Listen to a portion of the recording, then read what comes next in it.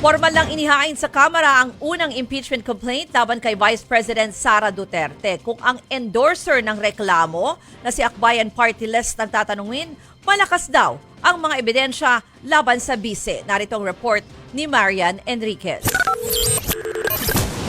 Kasama ang ilang kaanak ng mga biktima ng war on drugs, Akbayan, Magdalo, Mamamayang Liberal, Tindig Pilipinas at iba pang sectoral groups, formal nang inihain sa Kamara kanina ang impeachment complaint laban kay Vice President Sara Duterte. Kasama sa nag-file si Akbayan Party List Representative Percy Sendanya na siyang nag-endorso ng reklamo at si dating Senator Laila De Lima na tumayo ang spokesperson ng grupo. Out of the 6 grounds for impeachment laid down in the Constitution, 5 po yung grounds. Culpable violation of the Constitution, graft and corruption, bribery, betrayal of public trust, and other high crimes.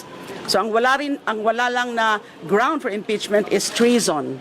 So majority of the grounds are present. Inihain ang impeachment complaint isang linggo matapos pagbantaan ni VP Sara na ipapapatay sina Pangulong Bongbong Marcos, First Lady Liza Araneta Marcos at House Speaker Martin Romualdez. Sentro rin siya ng investigasyon ng Kamara dahil sa higit 600 milyong pisong confidential funds na ginastos ni VP Sara sa OVP at DepEd. Ang lahat ng yan kasama raw sa 24 na articles of impeachment na inilakip sa reklamo laban sa bise.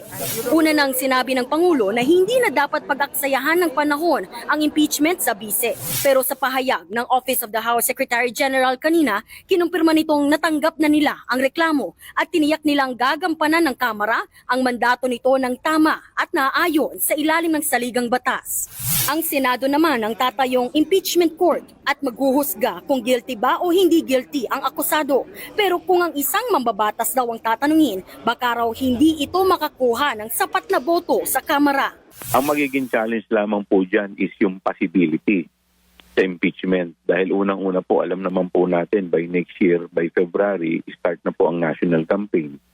By March, start na rin po ang local campaign. Sagot naman ng Akbayan, Naniniwala po tayo kapag gusto may paraan. Pag nakita nila na malakas itong ating complaint, malakas itong kasong ito, they will support it. I leave it at that. nagbabalita mula sa frontline Marian Enriquez, News 5.